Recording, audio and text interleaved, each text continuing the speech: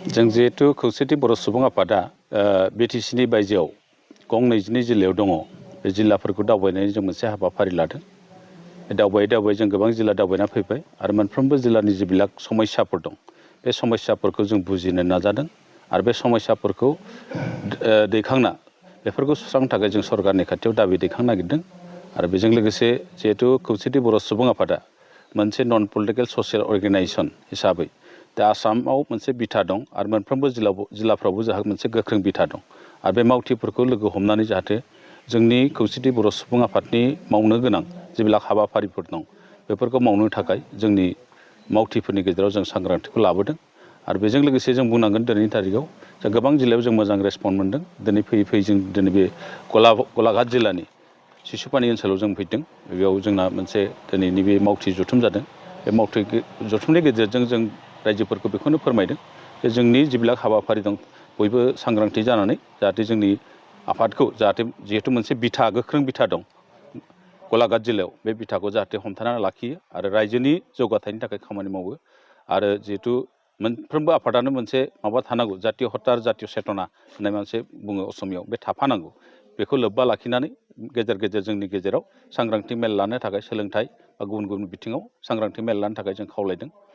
आरो जों दिनैनि थारिखआव बेखौ बुंनांगोन जिहेतु दिनै आसाम सरकारा 8,000 एलपि स्कुलाव 4,285 आरो एमइ स्कुलनि 3,715 जन गासै 8,000 जिथु टिचार एबलिश खालामनो नागिरदों बे रावखौ जों गोख्रों रावजों बे हाबाफारि आरो जों सोरखारखौ डिमान्ड खालामगोन बेखौ केन्सेल खालामफिननांगौ। मानो होनना बुङोबा जोंनि जिबिलाक भार्नाकुलार मिडियाम बर' मिडियाम हक असमिया मिडियाम हक बे गोबां खथि जागोन जोंनि बिमा रावनि फरायसालिफ्रा बिनि दारै आरो मेक्सिमाम फोरोंगिरिफ्रा जोंना बे माबानि सिस्टेम माने जोंनि मातृभाषानि जेब्ला स्कुल दं बिमा रावनि स्कुल दं बिमानि रावनि स्कुलफोर दं बेनि सिस्टेम माने गावखौ जों गोख्रों रावजों सोंखारि खावलायगोन। दा सरकारा माने जोंनि गेजेराव माखासे इनाय खालामा नङा खालामदों जों बेखौथ' बुंदों। दिनै जोंनि जिबिलाक हा हुनि समस्या दं बेखौ 2006 मायथाइनि जिथु हाग्रा बिफाननि आयेन मथे गासैखौबो बेखौ जोंनि मानसिफ्रा हा हुखौ मोनजोबनांगौ।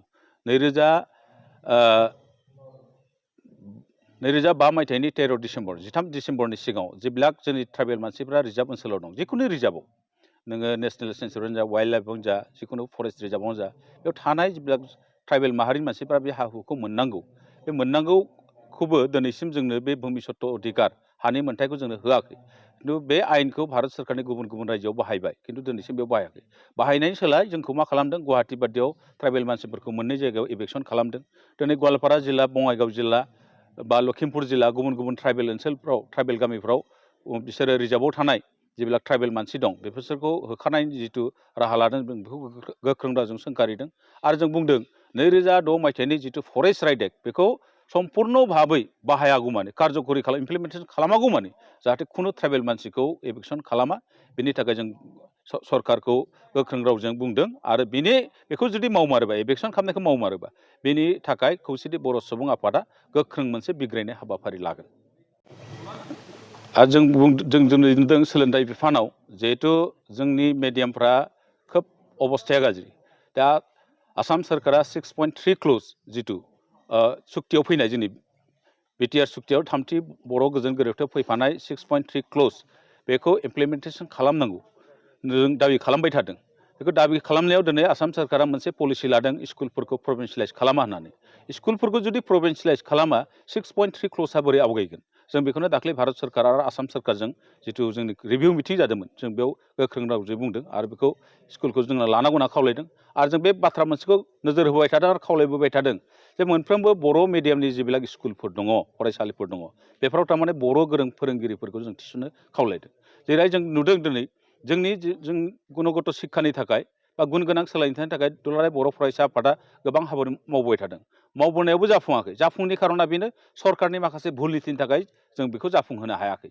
जाफुङैनि खारना बेनो जोंनि बर' मिडियाम स्कुलफोराव बर' राव रोङै गोबां फोरोंगिरि थिसनदों थारमाने बिसोर रावखौबो रोङा आरो सोलोंबो नागिरा बिथांमोनहा बेयावनो जोंनि सोलोंथाइया गोग्लैसोदों। दा बिदिन्थि हिसाबै जोंनि धेमाजि जिल्लानि एसबि गोजौ फरायसालियाव 13 जन माबा दं फोरोंगिरि दं बिनि मादाव 7 जनानो बर' राव रोङि गुबुन माहारि। गतिके सोलोंथाइखौ बिथांमोना बर' बर' रावनि सोलोंथाइखौ बिथांमोना बोरै होगोन आरो बेफोर जिल्लायावबो दं गुबुन गुबुन जिल्लायावबो जों बेखौ खोनादों दा गोबां स्कुलफ्रावनो बर' मिडियामनि स्कुलफ्राव बर' राव रोङि फोरोंगिरिखौ थिसननानै जोंनि जिथु गुन गोनां सोलोंथाइ जों मोननांगौमोन बेनिफ्राय सरकारा आरो जों खावलायदों बर' राव रोङि फोरोंगिरिफोरखौ जाहाथे जोंनि बर' मिडियाम स्कुलफ्राव थिसना बेखौ जों सरकारनि खाथियाव डिमान्ड होदों आरो जुदि बिदि खालामबाय थायोबा जों बिनि हेंथायै सरकारनि खाथियाव मोनसे बिग्रायखांनाय हाबाफारि लागोन। दिनै जोङो गलाघाट जिल्ला खौसेथि बर' सुबुं आफादनि जानानै जि मिरुनिफ्रायबो जा आफादगिरिजों लोगोसे नेहाथारि आरो बायदि बायदि बिबानगिरि बिथांमोनाबो दिनैनि बे गलाघाट जिल्ला खौसेथि बर' सुबुं आफादनि जि वर्कार्स मिट बेयाव बाहागो लाफैनो थाखाय बिथांमोनखौ जों सिगाङावनो साबायखर बावबाय आरो बेयावनो जोंनि बेवहाय बाहागो लानो हादों जोंनि बर' कसारि वेलफेयार अट'नमास काउन्सिलनिनो डिपुटि चिफ मानगोनां रुमिय' पि नार्जारि बिथाङाबो जोंनाव बाहागो लानो हादों आरो जोंनि EM प्रदीप सर्गियारि बिथाङाबो जोंनि बे मेलाव बाहागो लाफैदों बेनि थाखायनो सिगाङावनो बिथांमोनजों रोजा रोजा साबायखर बावहोबाय गलाघाट जिल्ला खौसेथि बर' सुबुं आफाद जानानै आरो दिनै जोंनि गलाघाट जिल्लानि सिङाव थानाय मोनफ्रोमबो जि आनसलिक दङ बे आनसलिकनि मावफुं सोद्रोमा बिथांमोना दिनै बाहागो लाफैनो हादों बिनि थाखायनो बिथांमोनखौबो आं साबायखर बावबाय दिनै जोबोद मेहेरगोनां बाथ्रा सावरायलायनाय जादों बे जोंनि गलाघाटनि सिङाव थानाय जि फरायनाय बेलायाव हक रांखावरि माने इक'नमिकेलि माबोरै डेभेलपमेन्ट जानांगौ जोंनि आबादारिफोरा माबोरै आबाद मावनांगौ बा जोंनि खुदिया जाखांफुनाय खुदिया माखासेया जोंनि बर' मिडियामाव फरायनाय खुदियाफोरा माबोरै फरायनायनि बेलायाव गुन गोनां सोलोंथाइ मोननो हायो थ' बे बर' मिडियाम माबोरै फोथांना लाखिनो हायो बेफोरनि गेजेरावबो जों दिनैनि बे मेलाव सावरायनाय जादों आरो जाहाथे जोंनि खौसेथि बर' सुबुं आफादनि